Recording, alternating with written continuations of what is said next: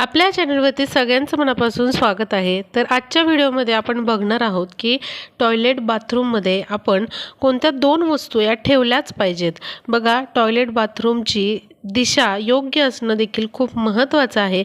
आणि बघा, बऱ्याच वेळेला काय असतं की आपण रेंटच्या घरामध्ये असतो, भाड्याच्या खोलीमध्ये असतो, त्यावेळेस आपण टॉयलेट बाथरूमची जी दिशा आहे ती तर बदलू शकत नाही, किंवा मग आपल्या स्वतःच्या घरामध्ये बऱ्याच वेळेला आपल्याला माहीत नसतं आणि जेव्हा कन्स्ट्रक्शन चालू असतं तेव्हा टॉयलेट बाथरूमची दिशा काही जणांची चुकते। तर बघा, तुमची टॉयलेट बाथरूमची दिशा चुकीची असू देत किंवा मग नसू देत, योग्य दिशेला असू देत, तरी देखील आपल्याला हे सोपे उपाय करायचे आहेत। कारण बघा, घरामध्ये जे काही अडचणी प्रॉब्लेम्स निर्माण होतात किंवा एक नकारात्मकता आपण म्हणतो की नकारात्मकता वाढत आहे घरातली, आपल्याला स्वतःला जाणवत असतं। या नकारात्मक ऊर्जेमुळे काय होतं, घरामध्ये कलह निर्माण होतो, कोणाचंच कोणाशी पटत नाही, सारखे छोट्या छोट्या मुद्द्यांवरून देखील भांडणं लागतात, किंवा मग आजारपण असतं, किंवा मग नजर दोष असतो, घरामधले जे काही कामं आहेत ती अडतात, असं पूर्णत्वाला जाणार काम की ते अडतं। म्हणजेच काय तर नकारात्मकता जास्त वाढलेली असते आपल्या घरामध्ये। आणि लक्षात घ्या, जो टॉयलेट बाथरूमचा एरिया आहे तिथूनच नकारात्मकता जास्त आपल्या घरामध्ये पसरत असते। तर ही नकारात्मकता आपल्याला कमी करण्यासाठी आपल्याला काही खास उपाय करायचे आहेत। फक्त दोन वस्तू आपल्याला या बाथरूममध्ये ठेवायच्या आहेत, टॉयलेटमध्ये ठेवायच्या आहेत। तर ते बघण्याआधी तुम्हाला काही गोष्टी मी बाथरूमच्या निगडीत सांगणार आहे। आता बघा, जे बाथरूम आहे किंवा टॉयलेट आहे ते आपण स्वच्छ हे ठेवलंच पाहिजे। कारण जर बाथरूम स्वच्छ ठेवलं नाही तर तिथे काय होतं, तर राहूची जी शक्ती असते ती वाढते, आणि राहूचं बळ वाढल्यामुळे आपल्या घरामध्ये निगेटिव्हिटी पसरते। आणि अशा या निगेटिव्हिटीमुळे आपल्याला आपल्या आयुष्यामध्ये भरपूर त्रास होऊ शकतो, कुठलंच काम तुमचं पूर्णत्वाला जाणार नाही। त्यामुळे आपल्याला नेहमी ही काळजी घ्यायची आहे की आपलं बाथरूम हे स्वच्छच असलं पाहिजे। तुम्ही वेळ जर तुम्हाला रोज नसेल तर तुम्ही आठवड्यातनं एकदा ते दोनदा तरी तुमचं बाथरूम हे स्वच्छच केलं पाहिजे। शक्यतो तुमचं सगळं काम आटोपलं की रोज तुम्ही बाथरूममध्ये ब्रशने किंवा ज्या ग्लोव्जने तुम्ही बाथरूम स्वच्छ करता त्याने स्वच्छ करून घेतलंच पाहिजे। कारण जे बाथरूम किंवा टॉयलेट ज्या घरामध्ये अस्वच्छता असते बाथरूममध्ये, तर तिथे राहूचा शनीचा वास वाढतो, आणि यामुळे आपल्या घरामध्ये अडचणी निर्माण होतात। आणि इतक्या अडचणी निर्माण होतात की तुम्ही किती जरी उपाय केले तरी त्या कमी होत नाहीत। तर बघा, अवश्य आपल्या टॉयलेट बाथरूमचा एरिया किंवा बाथरूम टॉयलेट हे स्वच्छच आपण करायचं आहे।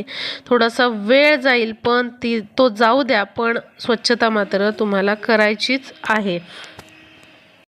त्याचबरोबर अजून एक महत्त्वाची गोष्ट म्हणजे नेहमी बाथरूममध्ये एक तरी बकेट ही पाण्याने भरलेली असावी।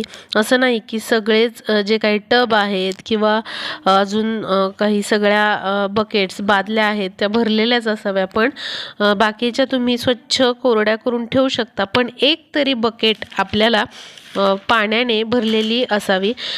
तर हे जे पाणी आहे ते तुम्हाला स्वच्छ पाणीच भरून ठेवायचं आहे। बऱ्याच बायका असं करताना दिसतात की धुणं धुतात आणि ते जे घाण झालेलं पाणी आहे की धुण्याचं पाणी आहे तेच त्या बकेटमध्ये भरून ठेवतात।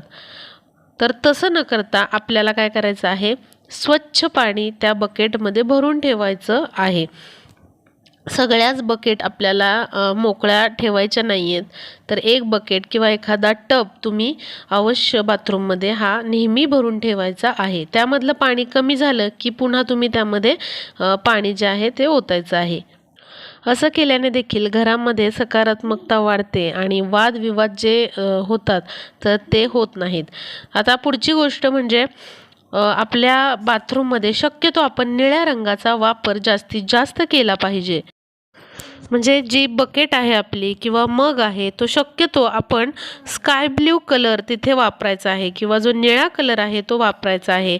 जर तुमच्या घराचं कन्स्ट्रक्शन होणार असेल तर तुम्ही बाथरूमच्या टाईल्स देखील शक्यतो ब्ल्यू कलरच्या घेण्याचा प्रयत्न करा. आणि समजा तसं शक्य नसेल, सर्व काही ब्ल्यू करणं किंवा टाईल्स बसवणं शक्य नसेल, किंवा ऑलरेडी तुमच्या घराचं बांधकाम झालेलं असेल, तर तुम्ही तुमच्या बाथरूममध्ये काही पर्टिक्युलर एरियामध्ये ब्ल्यू कलर देऊ शकता किंवा अशी काहीतरी अरेंजमेंट करू शकता की जेणेकरून ब्ल्यू कलर तुम्हाला तिथे थोडासा का होईना वापरता येईल. त्यामुळे पॉसिबल होईल तितका ब्ल्यू कलर तुम्ही तुमच्या बाथरूमसाठी नक्की वापरा. आणि काही चेंज करणं शक्य नसेल तर आपल्या बाथरूममध्ये ब्ल्यू कलरच्या म्हणजेच निळ्या कलरच्या आपल्याला वस्तू वापरायच्या, जसं की बकेट, मग, टब, त्याचबरोबर जे सोप केसेस असतात ते तुम्ही ब्ल्यू कलरचे वापरू शकता. अशाने काय होतं तर जो निळा कलर आहे तो शनीचा आवडता कलर आहे, म्हणजे शनीचा रंग आहे तो. असा निळा कलर बाथरूममध्ये वापरल्यामुळे शनी आणि राहू जे आहे त्यांचा वास आपल्या टॉयलेट किंवा बाथरूम एरियामधला कमी होतो. त्यांचा जो एक प्रभाव असतो तो कमी होतो आणि घरामध्ये सकारात्मकता पसरून घरामध्ये सुख, समृद्धी आणि एक चांगलं वातावरण तयार होतं आणि बऱ्याचशा अडचणी कमी होतात.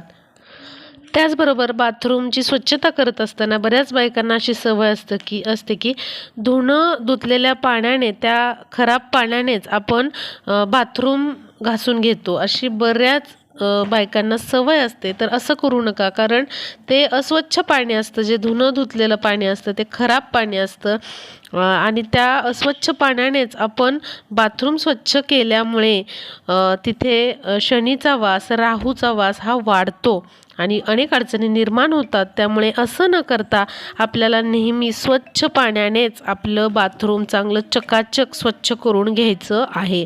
जे नळ आहेत बाथरूममधले ते आपल्याला स्वच्छ करायचे आहेत किंवा जे बाथरूममधल्या वस्तू आहेत ज्या आपण वापरत आहोत, जसं की टब आहेत, बकेट आहेत, मग आहेत, ते वेळोवेळी आपल्याला स्वच्छ करून हे घ्यायचे आहेत आणि व्यवस्थित आपलं हे बाथरूम जे आहे ते ठेवायचं आहे.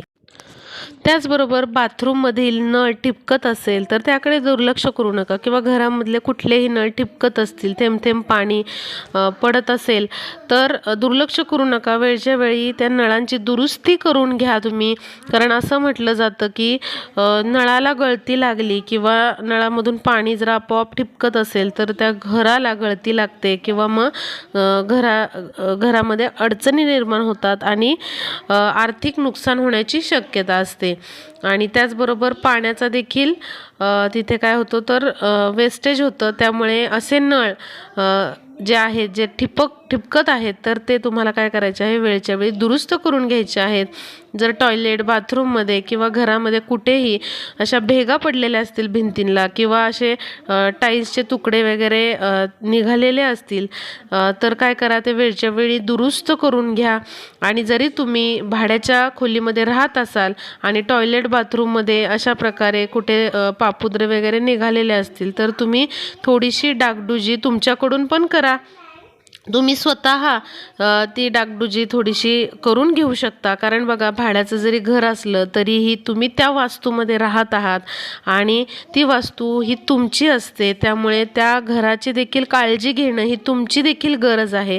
कारण आत्ता सध्या तुम्ही त्या वास्तूमध्ये राहत आहात, त्यामुळे ती वास्तू जी आहे ती तुमचीच असते. त्यामुळे तुम्ही देखील त्याला रिस्पॉन्सिबल असता. त्यामुळे तुमच्या घराची देखरेख करणं ही तुमची देखील तेवढीच जबाबदारी आहे. आता बघा, आपल्याला आपल्या बाथरूममध्ये काही वस्तू ठेवायच्या आहेत. जर या वस्तू आपण ठेवल्या तर आपल्या घरामध्ये सकारात्मकता पसरते आणि अनेक ज्या अडचणी आहेत ज्या आपल्या आयुष्यामध्ये तयार झालेल्या आहेत त्या निघून जातात. इतका हा प्रभावी उपाय आहे. तर बघा, आपल्या बाथरूममध्ये आपल्याला खडे मीठ ठेवायचं आहे. लक्षात घ्या, खडे मीठ ठेवायचं आहे. एका बाउलमध्ये, शक्यतो काचेच्या बाउलमध्ये किंवा चिनी मातीच्या बाउलमध्ये तुम्ही हे खडे मीठ भरून ठेवायचं आहे. बाथरूमच्या खिडकीमध्ये ठेवलं तरी चालेल, कारण मीठ जसं लक्ष्मीकारक आहे, लक्ष्मीला खेचून आणतं, तसंच मिठामध्ये प्रचंड प्रमाणामध्ये नकारात्मकता दूर करण्याची देखील ताकद असते. त्यामुळे असं हे खडे मीठ आपल्याला आपल्या बाथरूम मध्ये ठेवायचं आहे, एखाद्या काचेच्या किंवा चिनी मातीच्या बाउलमध्ये भरून. तुम्ही एखादी पणती देखील याच्यासाठी वापरू शकता. बघा, जर खडे मीठ नसेल, आता या उपायासाठी तुम्हाला खडे मीठच लागणार आहे. छोटं मीठ शक्यतो वापरू नका, तर खडे मीठच वापरा. खडे मीठ नसेल तर तुम्ही एखाद्या बाउलमध्ये कापूर ठेवू शकता. 5 कापराच्या वड्या तुम्हाला ठेवायच्या आहेत. शक्यतो भीमसेनी कापूर जर तुमच्याकडे असेल तर तो तुम्ही अवश्य ठेवा, किंवा मग तुम्ही 5 साध्या कापराच्या वड्या देखील ठेवू शकता, किंवा मग तुम्ही जी तुरटी असते त्या तुरटीचा एक खडा अवश्य बाथरूममध्ये ठेवायचा आहे. या 3 वस्तूंपैकी तुम्ही कोणत्याही वस्तू ठेवू शकता. तुम्ही मीठ आणि कापूर पण ठेवू शकता, किंवा तुम्हाला मीठ कापूर ठेवायचं नसेल तर फक्त तुम्ही तुरटी देखील ठेवू शकता. तुरटीचा असा बऱ्यापैकी मध्यम आकाराचा तुकडा तुम्हाला ठेवायचा आहे, किंवा मग तुम्ही फक्त मीठ ठेवू शकता, फक्त कापूर ठेवू शकता, किंवा मग तुम्ही फक्त तुरटीचा तुकडा देखील ठेवू शकता, किंवा कोणत्याही याच्यातल्या 2 वस्तू तुम्ही एकत्र पण बाथरूममध्ये ठेवू शकता. नक्की अशा वस्तू ठेवा, आणि प्रत्येक शनिवारी किंवा मग एखाद्या शनिवारी तुम्हाला या ज्या वस्तू आहेत आधीच्या त्या फेकून द्यायच्या आहेत. समजा मीठ ठेवलेलं असेल तर तुम्हाला ते काय करायचं आहे, पाण्याखाली तुम्ही ते धरू शकता आधीचं मीठ, आणि ते वाहून जाईल. तुरटी असेल तर तुम्ही ती घराच्या दक्षिणेला फेकून द्यायची आहे. कापूर असेल तर तो उडून जाईल, किंवा असेल त्यामध्ये कापूर तर तो देखील तुम्हाला घराच्या बाहेर फेकून द्यायचा आहे. आणि नवीन कापूर किंवा तुरटी किंवा मीठ तुम्हाला एखाद्या शनिवारी पुन्हा त्या बाउलमध्ये भरून ठेवायचा आहे. तो जो बाउल वापरलेला आहे तो तुम्ही पुन्हा पुन्हा तोच वापरू शकता. फक्त दुसऱ्यांदा वापरताना स्वच्छ घासून धुवून घ्या, कोरडा करून घ्या, आणि नंतर तुम्ही वापरायचं आहे. असं केल्याने या वस्तू जर आपण आपल्या टॉयलेट बाथरूम एरियामध्ये ठेवल्या तर बऱ्याच प्रमाणात आपल्या घरामधली जी नकारात्मकता आहे ती कमी होते. राहूचा आणि शनीचा वास जो असतो किंवा त्यांचा प्रभाव जो असतो तो देखील कमी होतो, आणि आपल्या आयुष्यामध्ये सुख, समृद्धी, समाधान, शांतता येते, आणि बरेचसे जे प्रॉब्लेम, अडचणी आहेत ते निघून जातात. नक्की हे उपाय करून बघा, आणि जास्तीत जास्त व्हिडिओला शेअर करा, म्हणजे सर्वांना टॉयलेट बाथरूमसाठीचे हे उपाय कळतील आणि तेही हे उपाय करू शकतील. तर भेटूया पुढच्या व्हिडिओमध्ये.